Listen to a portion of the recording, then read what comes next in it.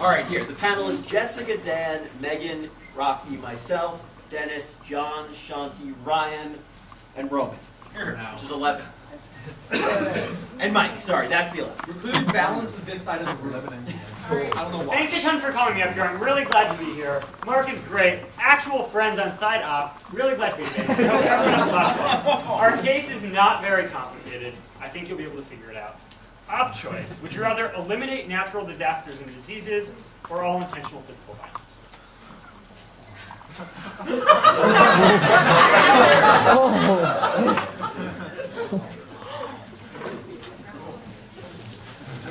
And presumably this will happen via that.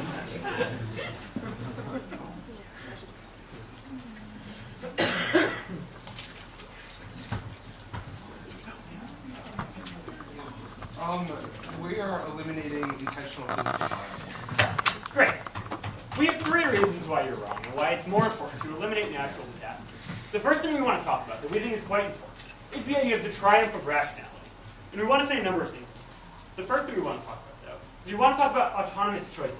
Because I feel that it's very important to recognize that people have free will. And they can choose to stop being violent. An individual can choose not to commit a murder, can choose not to punch someone, can choose not to do these things. Nature, however, doesn't have this free will.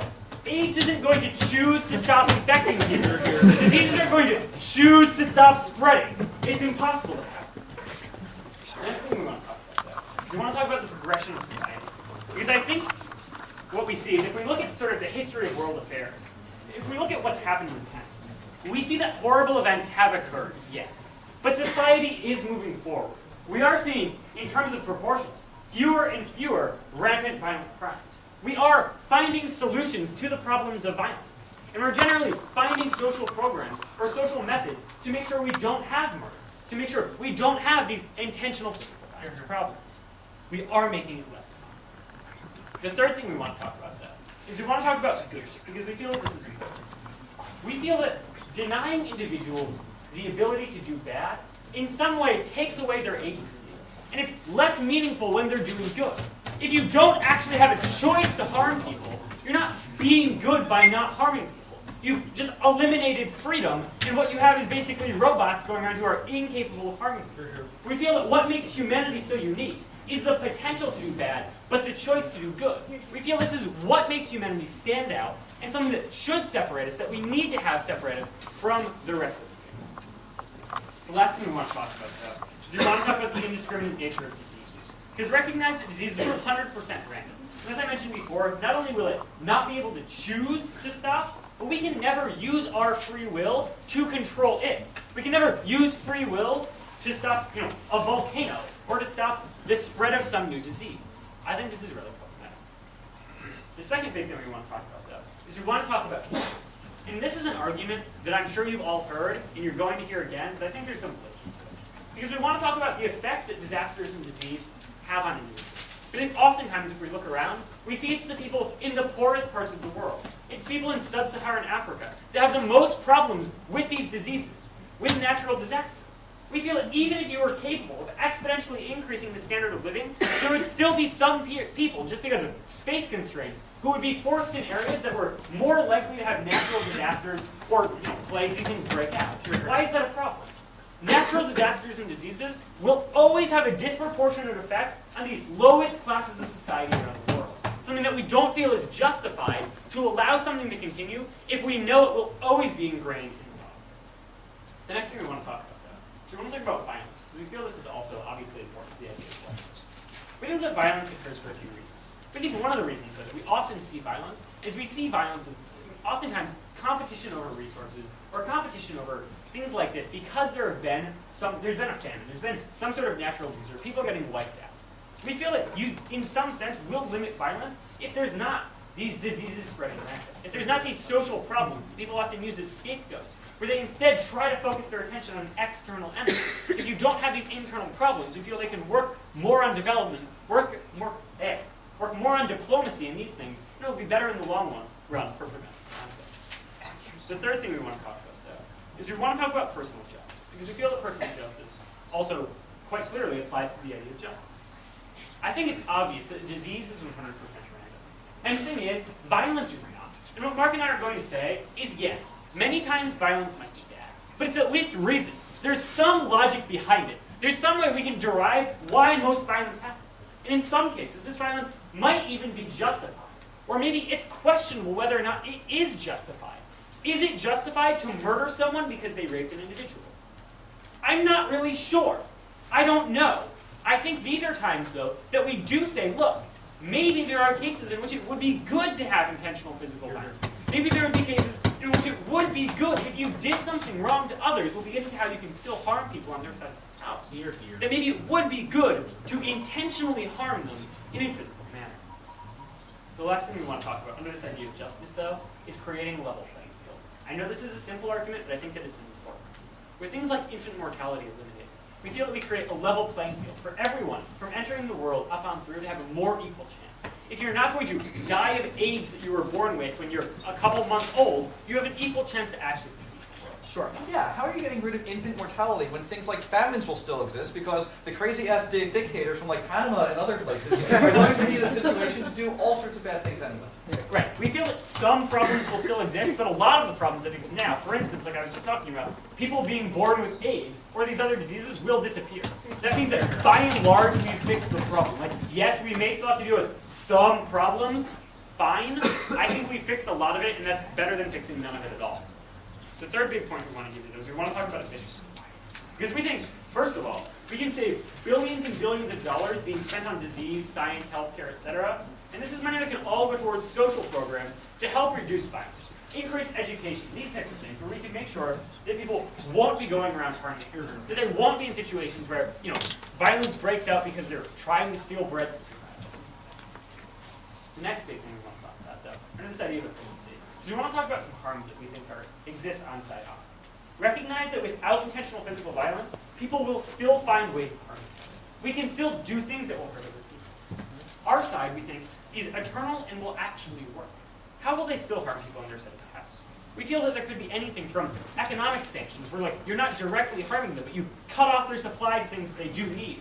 Or things like emotional damage that we can't fix, that we can't get over. You can still scar people and have these issues that will still come up on their side of the house.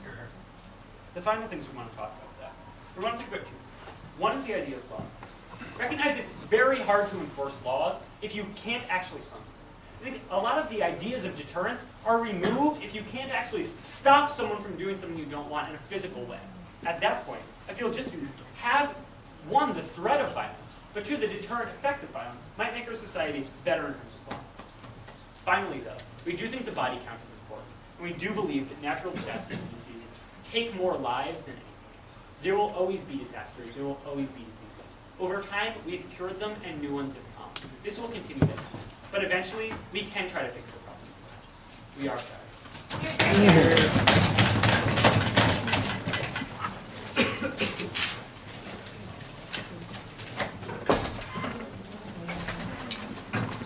Oh, yes.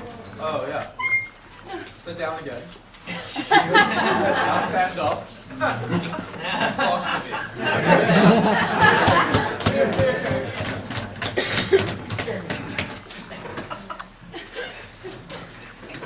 So when Mike and I are conversing to decide which of these crazy, wonderful magic options we were going to choose, I think we lead very strongly and very clearly towards violence for a couple of reasons.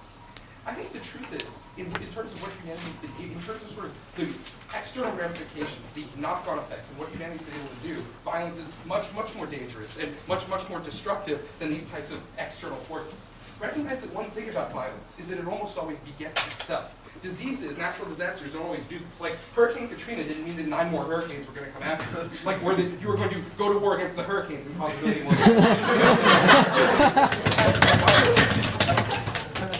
let's look at a world in which we still have natural disasters and diseases, but we don't have person-to-person physical violence. Like, when people don't have the option of resorting to violence, I think it becomes significantly more likely that you resolve disputes. They, like, cooperate more because they don't have the option of just crushing their opponents. We think increased human cooperation and decreased violence leads to significant strides in the battle against these diseases, in the battle to, like, restrict the harms of these natural disasters. Recognize when people can finally get along, we're going to be much, much better at curing these diseases. And oh yeah, they talk about money. Do you know who we spend more on than anything else? Like killing each other. That's what the number one budget most of us is. It's not healthcare, it's defense. If we took our entire gargantuan defense budget and said we're going to try to start solving diseases with it, we think we would get much, much further in starting to solve diseases. If everybody we were putting into our army became a nurse, I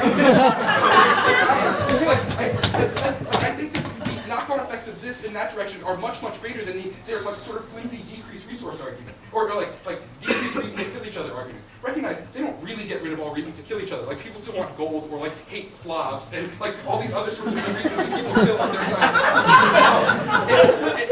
And I think that doesn't really change. And so. And I think there's another benefit in terms of sort of in terms of eliminating violence. Right now, sort of historically, what you have is a situation where history is written by the victors, where might makes right, and that's what happens. Absent violence, absent that sort of just like strength of the strong, absent the sort of like right of the strong, you actually begin to look at problems realistically and know who is right, and know where humanity should and could have gone, and know where humanity should and could go. I think you get a much, much more clear moral system when it's not diverted into violence, which is what generally happens. Recognize people use violence to sort of opt out of rationality, to opt out of morality, to say, screw this, we're just going to wipe Germany off the face of the earth. Sure. Okay, but I think Joel gave you a really interesting argument. Are you going to tell us that there is no situation in which that violence is not only justified, but in fact could possibly be necessary? Here's the thing. I think that generally in human society, like, yeah, there could be like two rogue situations maybe, but here's the real thing. Generally in human society, the only thing we think legitimizes the use of violence is the threat or use of violence itself. Violence is okay in terms of self-defense. Not self-defense against like people being mean to you. It's actual threats. Once you eliminate those threats, we don't think like violence becomes all that necessary. They talk about like, oh, if somebody rapes you, like rape is a violent act. You don't need to like kill rapists anymore. So the first thing is this idea of like autonomous choices and how like yeah, but people can eventually choose to stop violence. Like yeah, right there with you. That's what people have been doing forever. Like we're moving towards choosing to stop violence. Like I think it's much more likely that, and I think if you look at this historically, I think this is really important because a lot of their cases sort of fundamentally ahistorical. Our lifespan and like triumph over like nature's attempts to murder us has been improving at a much faster rate than our like triumph over our attempts to murder each other. But the average lifespan of the human is infinitely bigger than it was a long time ago. And I think that's pretty crucial coming out of the most murderous century in human history, where we incidentally had the best healthcare in human history. I think it's pretty important. They say like people can choose not to kill each other. Like yeah, diseases can be cured. Like recognize that, and then in terms of natural disasters, like in terms of like net body count, which they want to talk about, not that many people die from natural disasters as compared to person-to-person violence. So what we're really talking about is diseases. And if we begin devoting so much more effort to combating diseases, I think we could really do quite a lot on that front. I think that that's what we're moving for. That's what we're moving towards solving. And if you eliminate intrahuman violence, I think it just makes us more effective. The next thing they talk about, and this is one of these like cutesy arguments that I really find obnoxious, I'm sorry, is that good becomes less meaningful. Like, great, but if the net effect of this is like that people are better to each other, like it doesn't have to be meaningful in an abstract sense if people are no longer murdering each other. I'm going to accept a world in which like I no longer get more kudos for not murdering you guys. I think that's pretty important. People become incapable of physical harm, we essentially return to the world of the angels, like sweet. The next thing we talk about is how the effects of disasters have, like how they prompt violence, et cetera, et cetera. Like recognize violence often comes from other things, resource competition, et cetera. You don't in any way solve for resource competition. Like AIDS hasn't produced more violence in Africa. Like generally violence, misgovernment, like economic harms, a variety of things, like ethnic hatred spurred by like the depredations of colonialism produces violence in Africa. We think that's what really leads to it, not disease. There isn't like a very, very strong correlation between disease societies and violent societies. It's actually quite the opposite. When you're killing yourselves through diseases, you tend not to have the will to fight each other. That's just not what happens. If you look at the most violent societies in Africa, they don't correlate with the AIDS rates at all. For example, Botswana, most peaceful country in Africa, highest AIDS rate. Angola, lowest AIDS rate in the southern cone of Africa, fucking violent as all hell. I just don't see that clear correlation. Like, what causes it more is, like, problems over resources. Like, there are diamonds in Angola, this is problematic. And, like, that they don't solve for at all. The next thing I talk about is the nature of violence. I think I've talked about this extensively, how the nature of violence is very specific because it begets itself, and that's incredibly problematic. It comes with a lot of other things. And here's another thing. Recognize that on their side of the house, when you eliminate disease and all sorts of other things, like the human population balloons dramatically. What does this do? This dramatically increases resource competition. Like, old people die of cancer. This is like bad when your grandma dies, but kind of like necessary for humanity in terms of dividing up resources. Like, eventually people do need to die. Disease serves this function. If you make like humanity like immortal except for killing each other, like, that's kind of a weird society. The Logan Front are only option where we just have to off people to protect like resources in the long run. We don't think this is very good. The next thing to talk about is the justification for violence. I think I deal with this when I say, like, listen, generally in society, like, yeah, like Albania has random violence, but generally the only thing we accept is violence as a motivator for violence is self-defense. We solve this problem on our side of the house. They talk about leveling the playing field. Like, violence also falls more heavily on the poor. Even within rich countries, poor people die more often when they go to war, and war often happens more heavily on poor people. Like, look at what's happening in Iraq. It's not the richer Americans who are dying in droves, it's the poorer Iraqis. When violence occurs, it falls on the weakest member of societies. This point is, at best, a total wash. And if the rich people spend less time, like, developing new Kevlar and, like, sweet guns that shoot around corners, and more time solving diseases to help poor people, we think this is a better solution in the long run. The next thing, dollars, like, yeah, again, are you serious? And then we still have farms, right, like, we don't eliminate all harms on the side of our house. We eliminate person-to-person violence, which we're very, very happy with as an outcome that human society has been striving and really, really failing to strive for because of, like, you know, most people seem to think it's a natural human nature to be violent, etc. And I think that's pretty problematic. Law enforcement, like, we can still, like, restrain people, I guess, and we can still, like, levy fines and other ways to enforce laws. And if you eliminate all violent crime, like, law enforcement becomes significantly less important. I just think that's probably true, because the things we, like, really need the cops for is to do things like stop Mark from getting raped on the street. The last thing is the idea in terms of net lives. I deal with this in a couple ways. Like, the amount of people who've been killed by interpersonal violence is just utterly staggering. Two, the amount, and second to this, like, one, violence also falls on the young, also falls on the productive, like, interpersonal violence disproportionately falls on the young and the productive. Whereas, like, disease falls disproportionately often on the, like, old and infirm and people who, in fact, like, actually need to die for humanity to continue to live on. You can't just, like, just because everybody eventually dies of this, I don't think striving for immortality is necessarily the way to go. So when you're looking at the net numbers, I don't think it's fundamentally that different. I think we provide you with a better world on our side of the house, where humanity works together as opposed to continuing to work against each other. Where, sure, we're still at the mercy of nature, but we can fight that nature together as opposed to just murdering each other. We're very proud to defend this. Here. Thank you. I now call Samburg. Has been solved. Thanks, y'all. Y'all are super. Okay, here's my difficulty with everything that we've heard from opposition benches today. Zach basically hinges his entire case, his entire op, on this idea that if we can eliminate violence, humanity is going to, at some point, somewhere down the line, come together and solve all of these problems, and somehow respond to nature and respond to disease. I'll get to why that's a ridiculous fantasy on a scientific level in a little bit, but I want to talk about it in terms of humanity. Because the reality is that what divides people isn't the tanks and isn't the guns. It's the people behind the tanks and the people behind the guns. It's the mentality driving those things. Neither side of this house solves for hatred immediately. Joel and I believe that we better enable people to try to solve for hatred, but realize that all of their fairy world, where everyone comes together to do this stuff, doesn't happen. The reality of it is, yes, to take the example of Sudan for like the 8th round at this tournament, they will stop massacring individuals in Darfur. However, the Janjaweed are not going to get off of their horses and say, Jesus, we are so sorry. Here's some food and an apology. It's not going to happen. And at that point, we don't get the unity that they seek on their side of the house. But what's significant to note is that that unity is in fact possible. but it has to be solved for by addressing it, not by addressing its symptom. Its symptom is violence. Its cause is human hatred. Getting rid of violence does nothing to address human hatred. Human hatred can be solved. There are societies where people do not hate one another, do not behave violently against one another. What cannot be solved and what never will be solved is natural disaster. The reality is we will never control the skies. We will never control the oceans. It is scientifically impossible. And Joel tells you, and this is really important to, I mean, other than waving the magic wand on our side of the house. It's a magic wand, guys. It's sweet.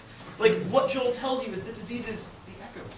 What Joel tells you is that diseases have and will always evolve faster than we can. What's up? So, if the real problem of hatred is that, like, Croats kill Serbs and Serbs kill Croats and then they kill each other because they kill each other in the first place, if you eliminate the harms of hatred, then, like, the underlying cause still being around just isn't quite as bad. Right, like, you're right. You eliminate, you get fewer deaths in the short term. You don't solve for anything. And I'm going to get to why Joel and I are able to solve for the underlying cause, at which point we also solve for the symptom. What do we get from that? The first thing he tells you is that violence is cyclical and that violence begets violence. Here's the thing. If Joel and I are able, and we think we are, to solve for that first burst of violence, if we're able to redirect human energies into addressing the fundamental hatreds which divide us, then we can cut the cycle. They can never cut the cycle of every single summer there will be hurricanes. Every single summer there will be tidal waves. The next thing that we hear ultimately is that increased cooperation is going to lead to this stuff. And this is sort of the crux of the matter, right? Which is, who's going to get better cooperation? On their side of the house, what Joel and I are going to contend is that there's actually going to be an increase in resentment amongst groups who hate each other.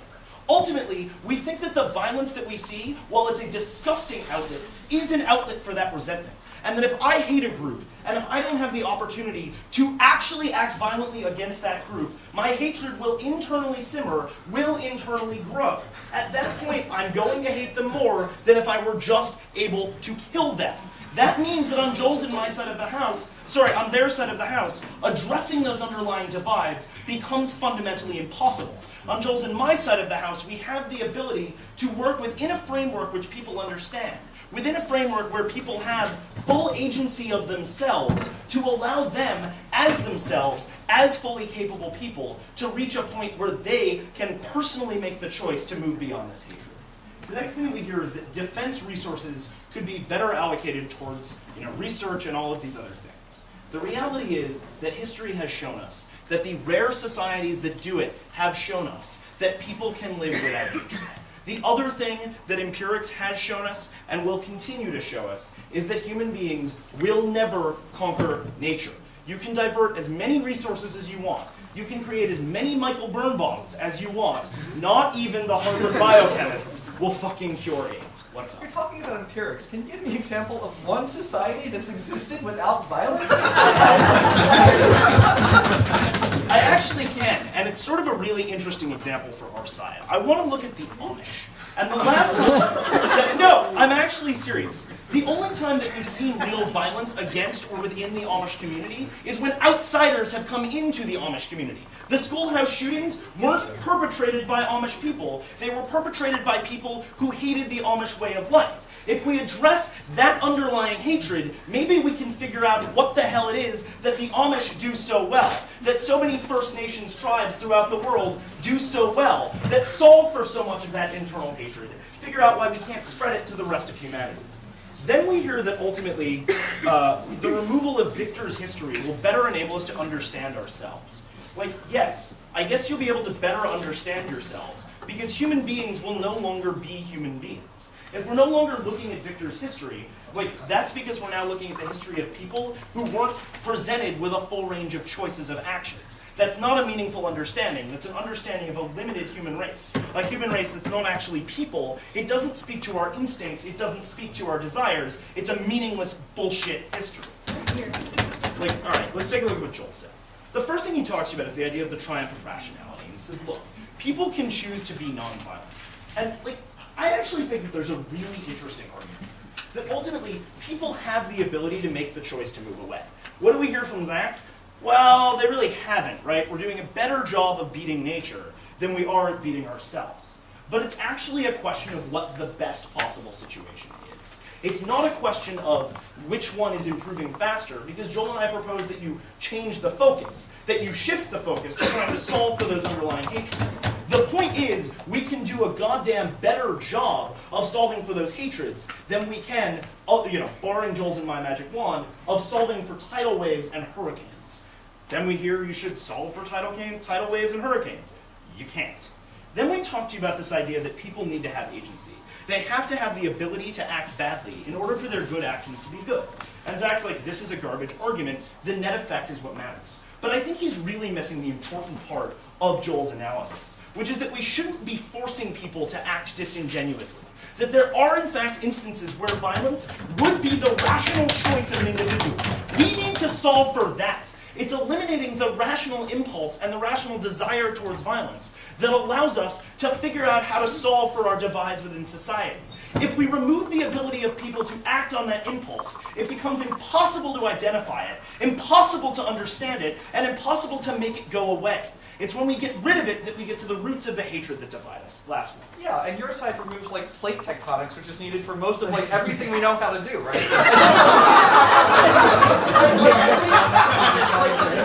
I think either side is going to figure out how to adapt in your new magical fairyland. It's a goddamn magical fairyland. I mean, it's unclear to me how plate tectonics affect my daily life. I'm pretty sure the Taco Bell across the street, which believe me, I like subsist entirely on that place, is not dependent on plate tectonics. It's dependent on great X to eat.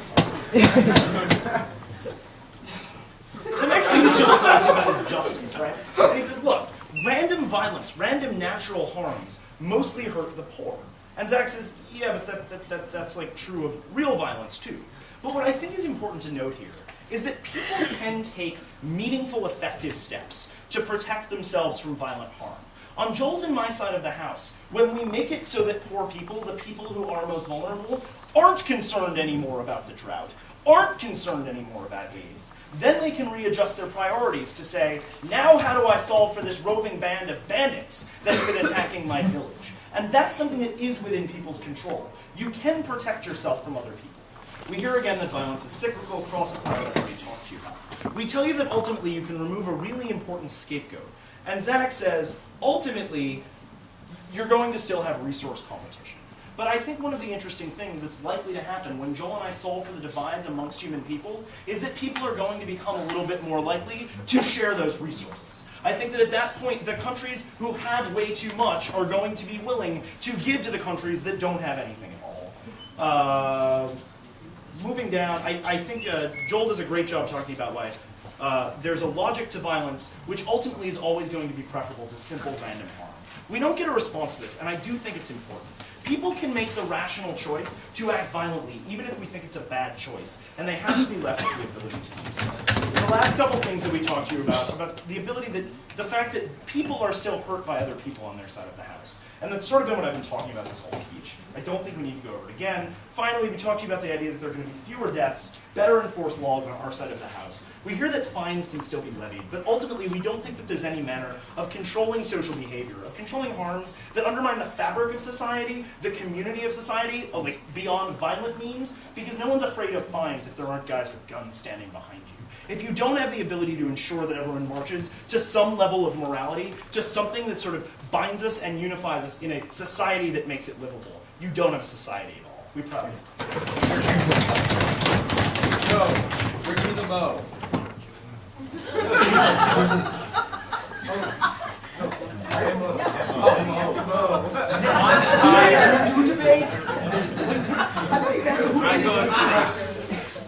Thanks, guys. I feel strangely intimidated both from that and also Mark talking about how, oh, he wishes he could kill. God, scary. So anyway, so I want to talk about a couple things. I think Mark makes a reasonably good point on the beginning of his speech that like violence doesn't mean, or the lack of violence doesn't mean we're automatically going to all come together. And again, like, first of all, I think that, yes, this is obviously true, right? Like, if you automatically take the guns out of the hands and have, like, some supernatural fairy force that means if you try to punch somebody, it doesn't happen, or you don't have the desire to punch somebody, this doesn't mean we're all going to be in peace and harmony. But a couple of things. First of all, it's going to happen eventually, right? Like, I don't think it's going to happen right now, but it will in fact happen. Most of the violence we have today is over one of two things. Either it's over, like, resources, which is only going to get worse on their side of the house for reasons I'll get into later, or it's basically in a historical conflict. And the reason you have historical conflicts isn't what happened, like, 500 years ago. It's what's been happening for the past 500 years up to today. When it's no longer your parents fighting this, it's not going to be, when it's no longer your parents fighting this, and it's rather your great-grandparents who used to fight this a long time ago, and since then we haven't been able to, this violence is going to go away, right? When it becomes just something that happened in the past and you haven't been able to do, the children who are growing up saying, why should we hate these people? It doesn't make any sense anymore. When there's no immediacy of your own family being killed, this is in fact going to be a change. And like, second of all, and probably the easier way out of this, right? Like when the United States government realizes that its $500 billion defense budget every year is now completely useless, this money will no longer be spent on defense and will be spent on things such as healthcare, such as research, and such as making sure the world is fed, which is going to help the world at large too. If the world is no longer starving because defense budgets are now useless, this is in fact going to bring peace and harmony to everywhere it goes. Okay, like, again, like we hear that examples of utopia. And when I asked Mark about this, what we get out is the Amish, right? Like, the Amish, first of all, like if they were willing to submit to the technology of violence, I'm pretty sure that there would also be violence in the Amish community. Second of all, there already is like spousal abuse that's rampant in the Amish community as well, right? Like we're not just talking about wars against one another. We're talking about the personal violences too. We get rid of these as well, right? Like rape we're talking about, very much a violent crime. We want to be able to get rid of that on our side of the house. This isn't just like the United States duking it out in some type of technological warfare. This is the everyday thing. This is being mugged on the street. This is your spouse or your husband or your wife. This is your parents beating you up. These are the things we take care of. The developmental things that are really going to screw people in the long run. Let's look at what Zach's points were. He first says that violence begets itself, and this is what I just was talking about a lot. And again, like what we hear from Mark is like, well, if you don't solve for the underlying problems, this isn't going to do anything. Well, like we're going to solve for the underlying problem. Again, like guys, people don't kill each other because cancer exists, right? Like this isn't what we're talking about on our side of the house, right? We have examples of this. For example, like Darfur has killed more people than like all of the last natural disasters of the past however long time put together has, right? Like we think that when we're talking about natural disasters killing on the order of thousands of people, but the greatest wars in the last 20th century killing on the order of millions of people, these are the things that we need to look at. And I also want to do some analysis on resources as well, right? Most of us in this room are going to die from some type of disease, whether it's like an infection or whether it's cancer or something like that. If the things that we die from are no longer here, we're all going to live for a very long time. If we all live for a very long time in the way society is constructed now, that's only going to make resources more scarce. If you think Africa is a very violent place now, imagine what happens when in their current political climate, everybody is now all of a sudden living like very healthily until 100 years old at their current reproduction rate, right? This is only very bad for the society. If you think resources are strained now, if you think there's not enough oil, water, and those things now, imagine what's going to happen when this happens, right? I think violence is only going to get worse. Society is only going to regress, right? And I think that's bad. We hear Mark say that, oh, well, without an outlet for violence, hatred is still going to simmer, right? Again, like they still don't give us a causal reason how they get rid of violence. Nobody is angry at their neighbor because volcanoes exist, right? People are angry at their neighbor because of, again, resources or because of history. And again, I think it's worse, right? Like, on our side of the house, we might have simmering violence. On their side of the house, they have violence, right? Simmering violence, something that cannot come to fruition, rather than people actually killing each other, which is good. Zach talks next about, like, real politic problems. We can now, like, sink our teeth into things that actually do matter. We can put money where it will help. And I think that a lot of the problems I have will be solvable, right? They're like, Mark talks about, oh, you're going to be able to be empowered against the guy who's raining bombs down on you, who's shooting at your door in your village, but you can't stop diseases. No, we can vaccinate you for those diseases when we do enough research, right? You're never going to be able to stop such a large disparity of force. Sure, there's always going to be diseases, and there's always going to be natural disasters. I could say something here like, well, maybe with those hundreds of billions of dollars, we can make some type of like astro-impervious cities or something. Like, I'm pretty sure that we could buy our way into utopia if there's no more violence. I think I just took a point out of Alan's floor speech. And I think that that's going to be like an even larger problem. Again, like I think society can change if we have a way to adapt to it, right? If we sit down sensibly and say, how are we going to deal with all of these resources that we need to divvy out? When we can no longer like completely bomb each other because of it, I think these are the ways that society is going to be able to move on, not what we're hearing from their side of the house. All right, let's go case side. So the first thing we hear is like a triumph of rationality, and that society is in fact moving forward. I want to look back to Zach's analysis because I don't think it was adequately covered. If we look at what's happened, what has society progressed in? Like moving forward in terms of conquering very simple diseases, or moving forward in progressing against killing each other? I think we're getting better at these both, right? What does that mean? We're going to be killing more people. Only in the last 50 years or so, we've been in a spot where we actually have the possibility of universal Armageddon. One guy getting really trigger happy and killing us all. I think that if we even take away this possibility, it's a great thing. And again, look at the resources analysis again, right? I think it's very important to do this, right? I don't want the world to end by nuclear holocaust, which they're leaving themselves open for, especially as we're all starving to death. So again, and then we hear a kind of cool point from Joel. It's it's going to deny us the ability to do bad, and that in itself is a problem. The problem here, guys, and we have a couple ways to go about this is, first of all, there's plenty of things that I'm fundamentally not able to do, not because, I suck, but just because it goes against the realm of the universe, right? I have a limited choice set just by the definition of a choice set that is not infinite. I'm limited from doing things. They have to fundamentally prove why not being able to do bad, why getting into that type of world is going to be sort of a bad world.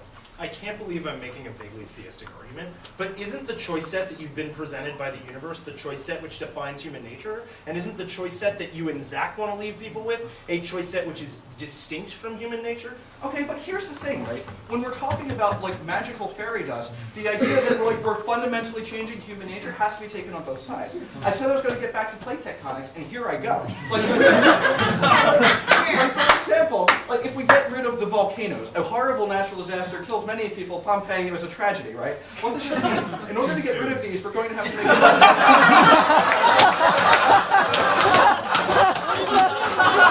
Too soon.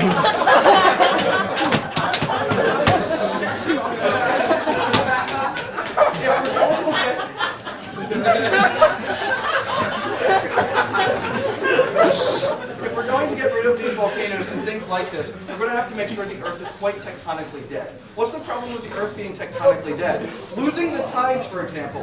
Losing an influx of minerals, right? If we're going to go into this, because the world recycles things on top, if we're going into this magical fantasy land, reason as we understand it ceases to exist on both sides. Instead of saying, guys, we're no longer going to have natural resources because the Earth will be dead in your world, I'm not going to do that. I'm instead going to say, I think on either side, society, even if it's not the one we know now, will find a way to suffer through, right? That's all I'm going to say there. Okay, again, we hear next, about the indiscriminate nature of disease and that violence is much more discriminate.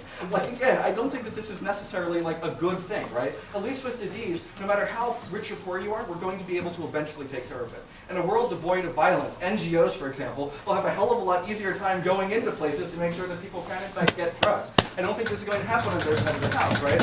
I think that they're saying oh, well, the poor people get hit by disease. I think Zach is right. In fact, that the poor people do in fact get hit even more by violence, right? Cluster bombs, for example, or America going into other countries where these poor suckers don't even have a chance. I think that these are the types of things that we need to be able to fix. Okay, the next thing we hear a lot about is well, there's reasons to have violence, and there's going to be reasonable violence, and we have to do it justified. I think what Zach says here, again, is just spot on. The idea that, okay, violence begets violence, and the only time we have violence be justified in our society is because of violence. I think that there's other methods of duress, right? We could take 1/10% of the United States government budget and make some type of super immobile foam in order to catch criminals or something, right?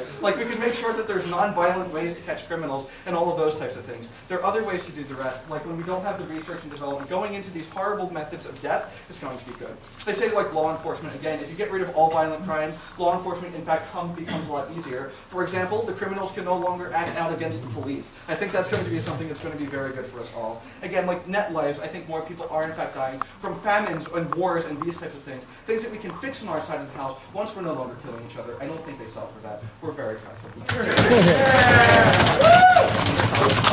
Okay, yeah, we got, you and you.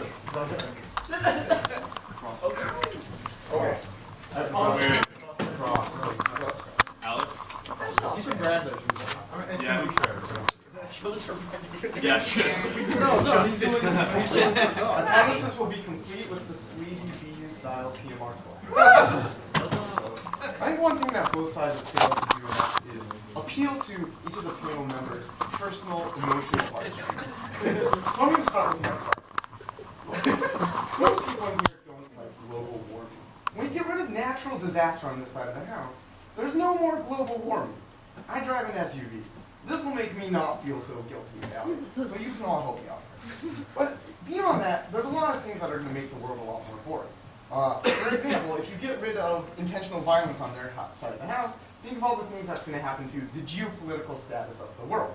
Kim Jong-il will just become some boring musical-loving fanatic who has no power in the world, and nobody will pay attention to him. Augmented jobs will just shave his face and have nothing to do. But in actuality, it might throw things out of whack, like jihad and religion, which will have no actual hold and pull in the world if people don't actually have any violence that they can put behind it, because they'll have no repercussions, no internal fire, damnation, and flames on their side of the house. But entertainment throughout the world will become very, very boring as well. Mike, look, every night when you go to bed, you dream of one of two things. The NFL and the WWF. On their side of the house... WWE now. Whatever. On their side of the house, neither of those exist. Are you really ready to live in that world? That's 24. Every night when you go to bed, you watch like an hour of S&M porn. Are you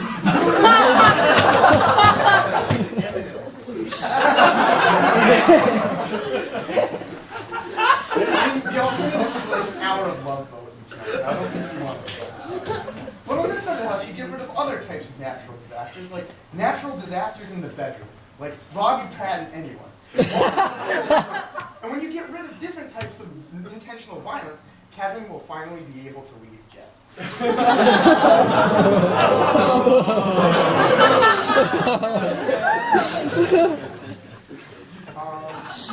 Okay. And finally, the meta debate, the BUPMR that I promised. The opposite of intentional violence is unintentional. And that's what you're left with. People randomly firing guns everywhere.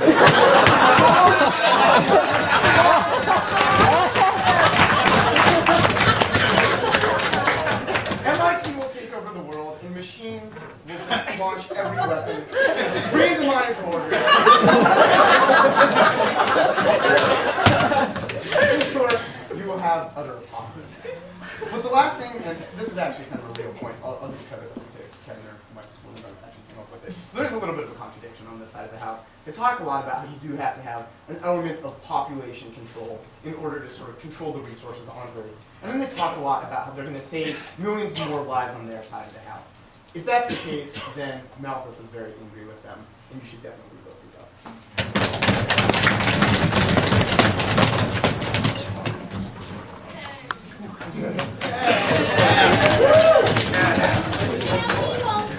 I'm really mad at Brian Schoen for the first time ever because I was going to make an S&M joke, and then he made it.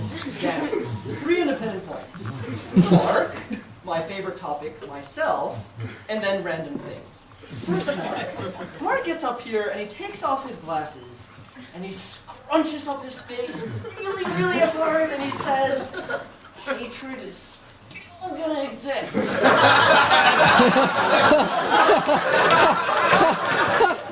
But I'd rather have a world where people are really cranky and all they can do is impotently scrunch and not hurt each other. Because even though they look like they're really close to each other. They hurt each other. Number 2, Mark says, we will never control the skies. We will never control the oceans. Whence humanity becomes divinity.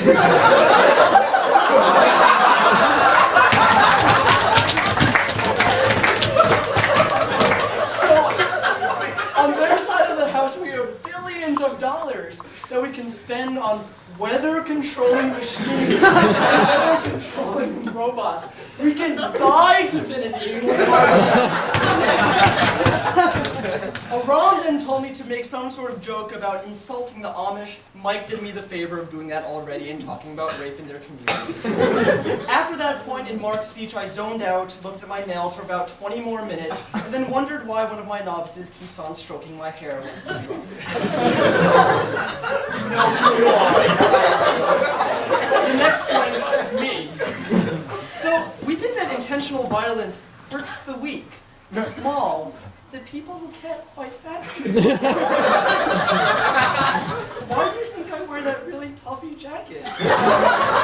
It's because people like Mike and Andrew and the novices keep on poking me. I don't think it's fair. People like Alex Potapov used to throw me into the car. This happened. He was drunk. I didn't like it. Finally, random things. So they saw on their side of the house that people really, really suck at using their free will. Probably like a certain 1/2 of my team in alcohol. But there's examples of when it's okay to use violence, which all disappear on what Harvard says. Rape, judicial use, genocide, these don't need to happen anymore. Mike even goes so far as to become a policy debater and say nuclear war is going to no longer be a harm. But I have another situation where intentional violence is a good thing to get rid of. Imagine, Mr. Speaker, it is the year 2008. You are the Secretary of Veterans Affairs, the person who's been chosen to stay behind during the state of distress. You find an alien spaceship.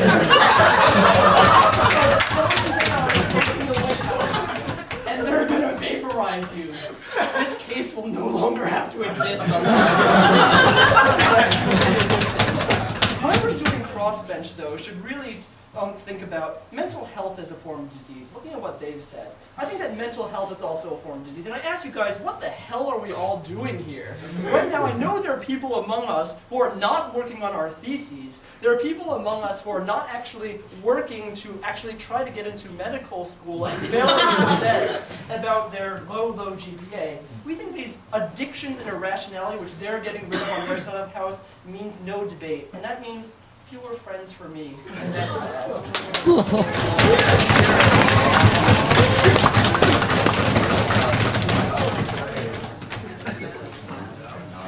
Alex, Yeah, Alex.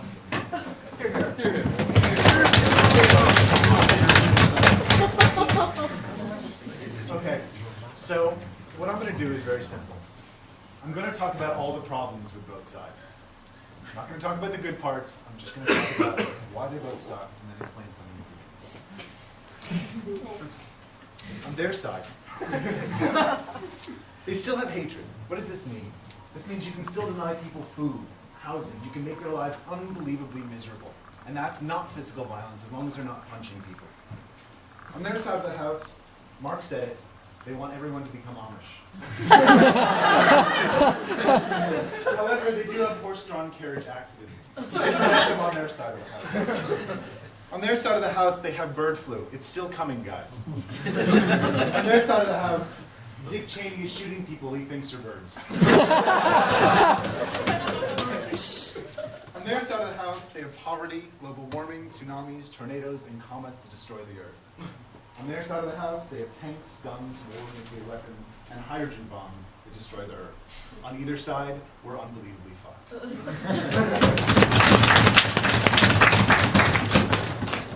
Proceed the debate.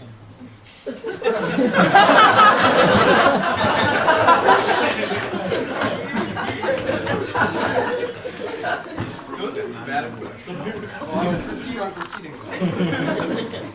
So, I'm going to ask 3 questions. Very simple, old school, taking it back by Hopkins days, 3 questions do you have on? Why does violence occur? When is violence justified? And whose world looks better? So first, why does violence occur?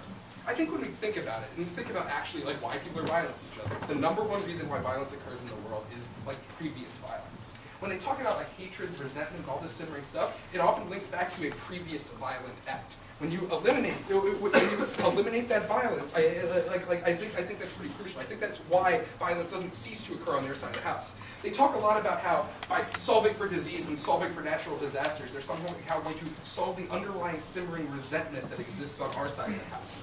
I don't see, and I think Mike says it really well. Like people don't kill each other because volcanoes exist. I don't see them solving for this. I think this is a major problem because somehow they pin their superiority on. Hang on, I'm winning finals right now.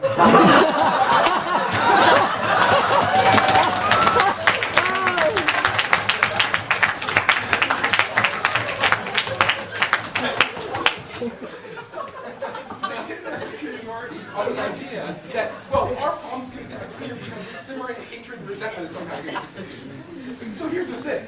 Like, I don't see how this happens on their side of the house, where we actually address the problems that lead to hatred and simmering resentment. Now, also, like, what's wrong with hatred and simmering resentment when it can't actually lead to bad things? Alan makes his constipated face, and I think this is sort of an extension of a point we've been making consistently throughout this round. We say, like, somebody can hate you as much as they want, but if they can't do anything to you, it's not that big a deal. Like, we're okay with a little resentment on our side of the house, which will subside as reasons for resentment disappear. And I just think that's pretty important. What are the other reasons violence occurs? Resource competition, that's the other major one. I think there's a professor at Smith who writes a book called Resource Wars, very good. Resource competition only gets worse on their side of the house. Why? Because as people cease dying of natural causes and continue to breathe at the same rate, because having sex isn't a disease, unprotected sex necessarily, and because having sex isn't a disease, like, you increase naturally the competition for resources. That means the only way of killing people, because heart disease is gone, cancer is gone, it's not just like AIDS and bird flu and stuff that affects children that's gone, it's every disease. The only way of doing it is actually committing violence unto each other. We think this is pretty problematic, as people will, like, violence will ramp up significantly in order to sort of solve for this resource competition. We think this is kind of terrible. The next thing I want to talk about, and I think this is pretty important, because they say, listen, there are lots of reasons where it might be perfectly rational to commit a violent act. They don't really name a lot of these reasons. We give you one, the only one. One is violence justified when you're threatened with violence or violence is being committed against you. Violence is justified as a form of self-defense. That's like what well-ordered societies tend to believe about violence. When they've failed to give us another reason and we eliminate that, we think that's just pretty strong. So finally, and most importantly, whose world looks better at the end of the day? So what are the problems we still have on our side of the house? We have sort of a loss of autonomy, like an abstract, like, you're changing human nature argument. They're changing nature's nature on their side of the house. I don't see how this is any way fundamentally worse. When you restrict people's choices only in a way that fundamentally restricts the choices of others, because remember, what we say in our society is, you are free only to the point where, only to the nose of the other person. That's still the same thing on their side of the house. You're restricting people's choices up to the point where they impinge upon the choices of others. Recognize getting violence done against you necessarily hampers your autonomy. I think that's pretty crucial. Sure, disease is bad, but we can work to solve it. How? With hundreds of millions of dollars, with hundreds of billions of dollars, with all these defense budgets, all that argument we talk about. He says 100 Mike Birnbaums will never solve AIDS. I don't think that's true. I think 100 Mike Birnbaums with unlimited money would probably solve AIDS. Hell, 100 monkeys with unlimited money. They talk about the poor, they talk about equalization. Again, violence falls worse on the poor. It happens more in poor communities. They're less able to protect themselves against it. They say, well, if they're not worried about disease, the poor can take a rational choice to defend themselves against this. Like, listen, if you're destitute and Iraqi and healthy, a cluster bomb will still kill you. There are very few rational choices that can actually get you out of the way. And then we talk about, and then the last thing I want to talk about is sort of what happens in a world where people no longer have recourse to violence. They sort of poo-poo this idea of diplomacy and getting along and moving past our problems. But if you can no longer resort to force to solve problems, then you have to resort to diplomacy. You have to resort to compromise. You have to resort to sort of more rationalistic methods. Because this is actually, they talk about decreased rationality, decreased choice. We promise you the triumph of rationality because it's no longer, because it isn't now your only option.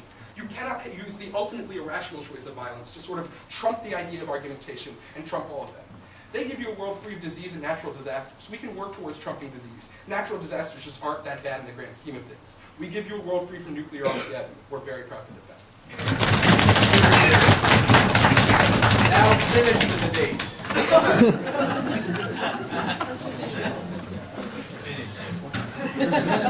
Thanks a ton for calling me up here. I'm really glad to be here. First of all, Mark and I talked about this during the speeches. We are going to cede the round to Alan Ewald's floor speech. We just want to let you know that. Now that we've done that, I have 3 points of crystallization. The first thing I want to talk about is I want to talk about human nature. Because I feel the image that Side Op has presented is one of a specific idea of human nature. And that is to say that humans are bad, that we're in some sense corrupted, and we always have this violent urge. We're always going to harm each other. We're going to continue to harm each other. I don't know if that's true. I don't know if it is true that at some base level, we do constantly have these feelings of harming other people. But let's say it is. If it is, these feelings will still exist. If that's true, they will still try to hurt each other. One of the things I explicitly said in my PMC is, look, you'll still find ways to deprive people of food. You'll still find ways to kill people without potential physical violence. You will still do harm if it's true that people are innately bad. But I don't know if it is true. I think it might be that people are actually commit these violent acts because of institutions, because of the pressures around them. And what Mark and I have said is, look, what we're doing is we're removing something from the picture that currently kills a lot of people, nature. We're allowing people to instead focus on themselves, which at that point will be the cause of all the violence in the world. So they can now address their own problems and say the problem is not the rest of the world, the problem is our own institutions. We can look to ourselves, it's us that we need to change. At that point, we feel there is a stimulus to change your own course of action. And you have freed up the money and the resources to do just that. You have the time, you have the energy to address social problems. You increase education. You implement social policy that makes it so that we can fix these institutions that necessarily lead to violence. The next thing I want to talk about, though, is I want to talk about the logic of violence. Because I feel that this is also important for us. Recognize that sometimes violence might be logical, or even natural. And we sort of get this assertion time and time again, that violence is only justified if there's a violent action. Maybe this is just me. Maybe it's just me, myself, and Mark. But I don't know that we can actually stand up here and say that. I'm not sure if that's true. Might it be that, like, if you steal someone, if you steal from someone, if you deprive someone of food until they die, that this could merit a violent response? I believe that it could. I don't know if anyone has the answers to these questions. Let's leave ourselves free if we determine that it is just to intentionally, physically harm people for these actions, to do that if we so desire. But there's something else I want to mention under the idea of the logic of violence.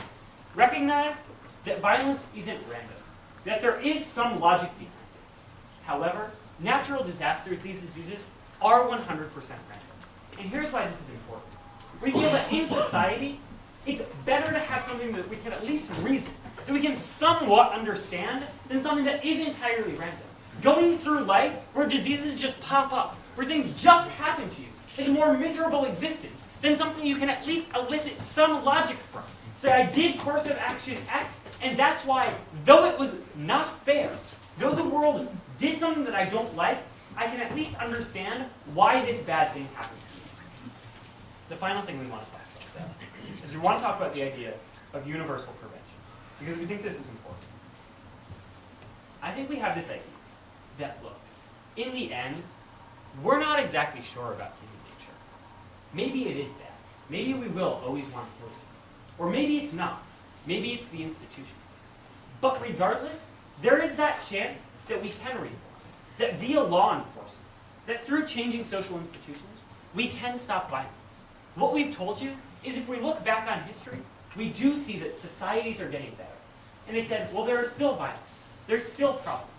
And this is true. But look back. What do we see in the world around us? We see the emergence of democracy. We see rights. We see freedoms on a scale that it has never existed in the world before. Society is moving forward. We are having progress and we are limiting violence. But what can we never prevent? We can never prevent disasters and disease. We can never prevent these things from happening in the world. And what they said is, but we keep curing them. And what we told you is, but they keep coming back. Every time you cure it, something else pops up. Maybe 100 Mike Birnbaums could stop AIDS. But then what's next? Something more deadly, something more dangerous. These things keep happening, and they will never be prevented. On our side of the house, we say that there's at least some chance that we can solve for everything. There's some chance that we will have an actually utopic world. A world without violence and a world without disaster.